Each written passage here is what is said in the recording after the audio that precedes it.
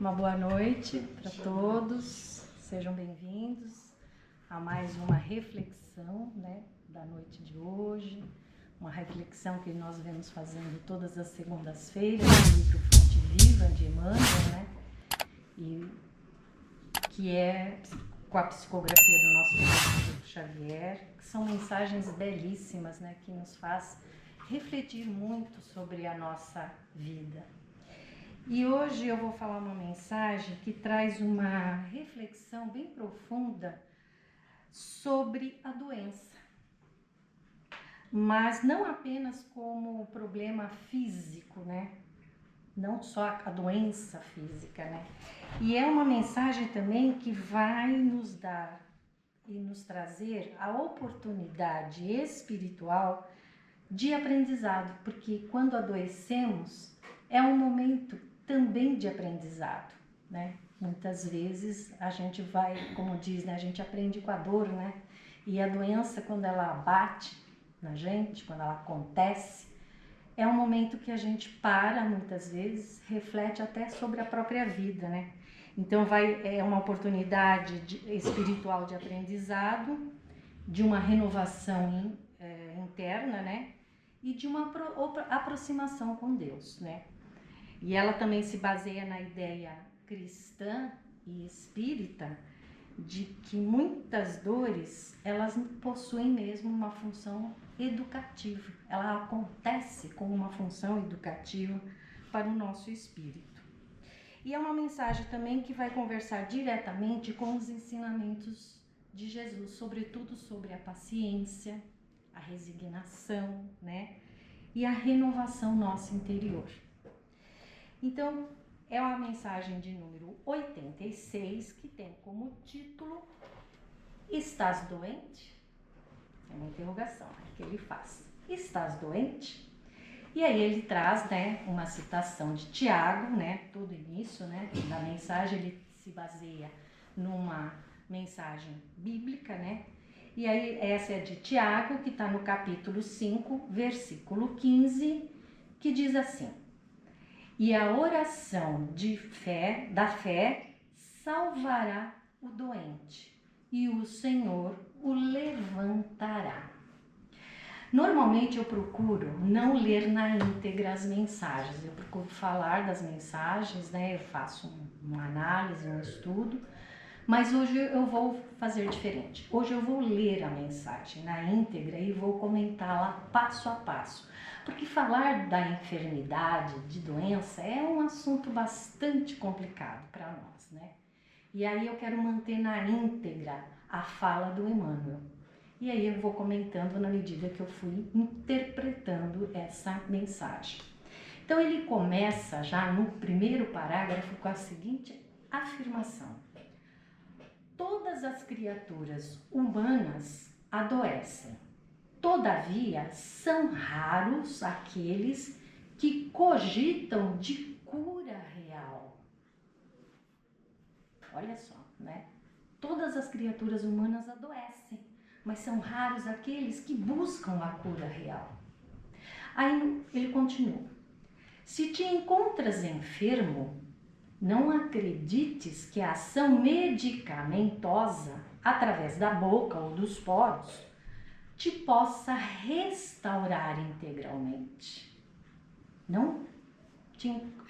Se te encontra enfermo, não acredite que só a ação medicamentosa é que vai te curar. Em outras palavras, que ele quis dizer. E aí ele fala um outro parágrafo, o seguinte: o comprimido ajuda, a injeção melhora. Entretanto, nunca te esqueças de que os verdadeiros males procedem do coração. Então aí você compreende o primeiro e o segundo parágrafo, quando ele, nesse terceiro parágrafo, ele coloca essa afirmação.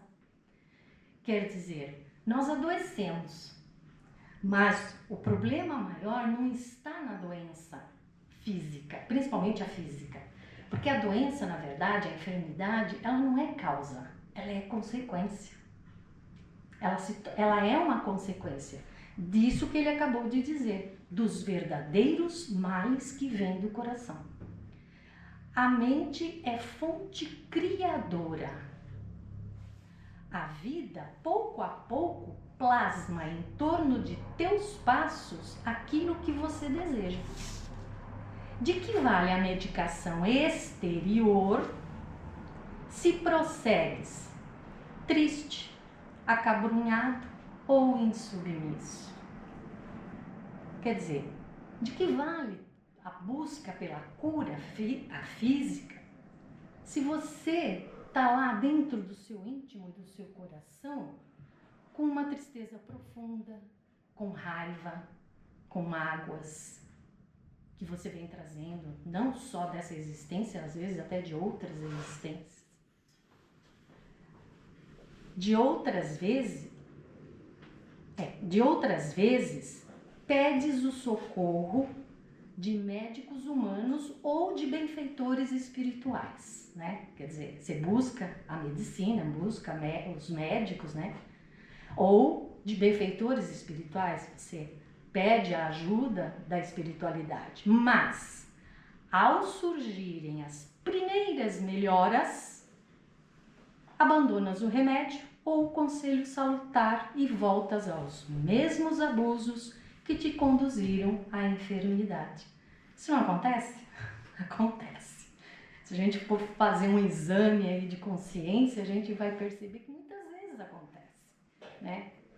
Com pessoas da família, sei lá, com amigos que a gente conheça. Isso acontece, às vezes as pessoas ficam doentes, né? Aí correm atrás do médico, correm atrás da medicação, busca ajuda espiritual, e aí começa a melhorar, né? Vai no centro, aí começa a melhorar, abandona tudo isso porque se acha autossuficiente, que não precisa de mais nada e nem de ninguém.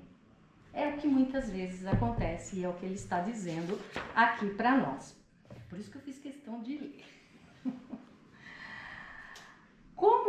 Aí ele continua. Como regenerar a saúde se perdes longas horas na posição da cólera ou do desânimo? Quer dizer, né? Como você vai buscar a saúde se você alimenta sentimentos ruins dentro do seu coração? Fica difícil, né? Fica muito complicado. E aí ele fala assim uma coisa bastante interessante que eu achei aqui. A indignação rara, olha só, a indignação rara, quando justa e construtiva no interesse geral, é sempre um bem, quando sabemos orientá-la em serviços de elevação. Então, se indignar pode acontecer? Pode. A gente se indignar com algumas coisas não é ruim, desde que é para o bem, é para a construção, para ajudar as pessoas. Isso é um bem. Aí ele continua. Contudo, a indignação diária a propósito de tudo, de todos e de nós mesmos é um hábito pernicioso de consequências imprevisíveis. Ou seja, reclamar, reclamar, reclamar sempre. Essa indignação, essa não é salutar. Essa é prejudicial. E aonde que ela vai às vezes refletir? No nosso organismo, no nosso corpo. O desalento, por sua vez, é clima anestesiante que entorpece e destrói. E que falar da maledicência ou da inutilidade com os quais despendes tempo valioso e longo em conversação infrutífera, extinguindo as tuas forças. Ou seja, ficar falando mal dos outros, né? Ficar tendo conversas infrutíferas, ficar falando só coisas ruins, né? Expondo coisas más, né? De dentro do coração. Fazer a vulga fofoca, né? Como diz, ficar falando mal. Então é o que ele está dizendo aqui, né? E isso traz sentimentos ruins que acabam extinguindo as forças, até as suas forças físicas. E aí essa frase, esse parágrafo também é muito legal. Que gênio milagroso te doará o equilíbrio orgânico se não sabes calar, nem desculpar, e se não ajudas, nem compreendes, se não te humilhas para os desígnios superiores, né? Humilhação para os desígnios superiores, e nem procuras harmonia com os homens? Que gênio milagroso! Nem Deus. Porque Deus nos deu o livre-arbítrio para que a gente escolhesse o que a gente quisesse fazer da nossa vida. E é como Jesus diz, né? Ajuda-te que eu te ajudarei. Agora não farei por você, em tempo algum. Então não há gênio milagroso que vá equilibrar, trazer o equilíbrio orgânico se a gente não mudar o nosso comportamento, o nosso pensamento, as nossas emoções, controlar as nossas emoções, as nossas atitudes. E aí ele vai. Por mais que se apresentem socorristas da terra, os médicos, né? Por mais que se apresentem socorristas da terra e do plano espiritual em teu favor, devoras as próprias energias, vítima imprevidente do suicídio indireto. A maioria das pessoas entende o suicídio como uma coisa que está ligada a tempo, ou seja, a rapidez. Tirar a vida momentânea, né? Suicídio é tirar a vida consciente, né? E tirar a vida momentânea, rapidamente. Mas aqui ele está falando de um outro suicídio indireto, que é o quê? É aquele que pouco a pouco nós vamos, através do abuso que cometemos, principalmente com o nosso corpo, que vai nos matando lentamente. Quem bebe, quem fuma, quem come exageradamente ou come alimentos que não deveria por conta da sua fragilidade física, enfim. André Luiz, quando chegou no nosso lar, ele foi chamado de suicida. E ele ficou indignado, né, no começo, né, depois ele foi compreender. Mas ele ficou indignado, porque ele não tinha se matado. Aquela coisa do suicídio momentâneo, direto. Ele morreu numa mesa de cirurgia. Mas ele depois foi compreender que a vida desregrada que ele tinha enquanto encarnado, né, ou seja, bebidas, cigarros, mulheres, aquela vida totalmente desregrada, né, é o que causou o problema físico que veio a levá-lo à morte, suicídio indireto. E é uma coisa para a gente pensar e refletir. Eu, quando li isso, estudei isso, também fiquei pensando, o que eu estou fazendo, né, com o meu organismo? Estou cuidando direito? E aí, então, depois disso, ele vai começar, Emmanuel, trazer, então, a questão educativa que eu falei no início, né? Ou seja, os conselhos que ele nos traz e as reflexões que nós temos que fazer em relação a esse assunto. Se estás doentes, meu amigo, acima de qualquer medicação, aprende a orar e a entender, a auxiliar e a preparar o coração para a grande mudança. Desapega-te de bens transitórios que te foram emprestados pelo poder divino, de acordo com a lei do uso, e lembra-te de que serás, agora ou depois, reconduzido à vida maior, onde encontramos sempre a própria consciência. Certo? Então, quer dizer, o apego também faz mal para nós. Faz mal para a nossa vida. Né? O apego a esses bens que são, na verdade, como ele disse, transitórios, foi nos emprestado. Nós não vamos levar nada, a não ser aquilo que fizemos ao longo da nossa existência e por meio, né, do exame da nossa consciência. Foge à brutalidade. Enriquece os teus fatores de simpatia pessoal pela prática do amor fraterno. Busca a intimidade com a sabedoria, pelo estudo e pela meditação. Então, esses são os conselhos que ele vai nos trazendo. Fugir da brutalidade, né? Enriquecer as nossas atitudes com uma simpatia mais pessoal, pela prática do amor, né? Um com os outros. Poder ampliar os nossos conhecimentos, a nossa sabedoria, através do estudo e da meditação.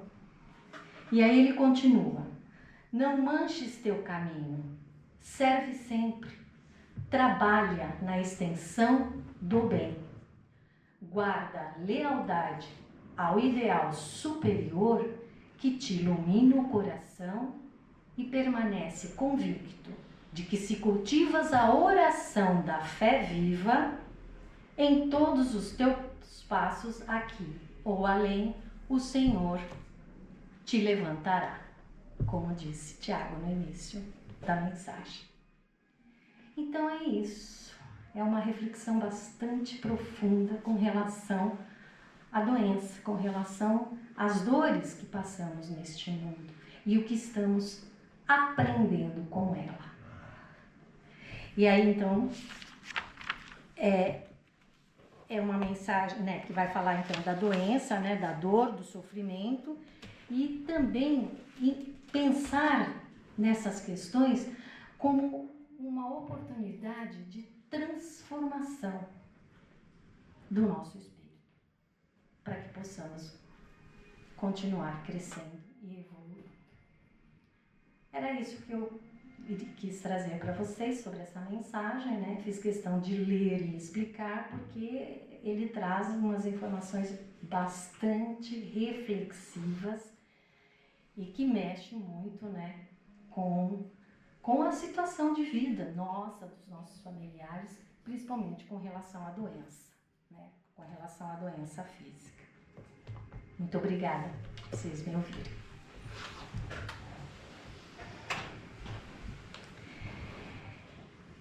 E assim vamos elevando os nossos pensamentos até Deus, nosso Pai, a Jesus, nosso Mestre, e a toda a espiritualidade que se faz presente nesta casa, que nos traz todo o alento, que nos intui, para que possamos levar os ensinamentos e as mensagens que aqui escutamos para refletirmos e, sobretudo, aprendermos a colocar em prática na nossa vida.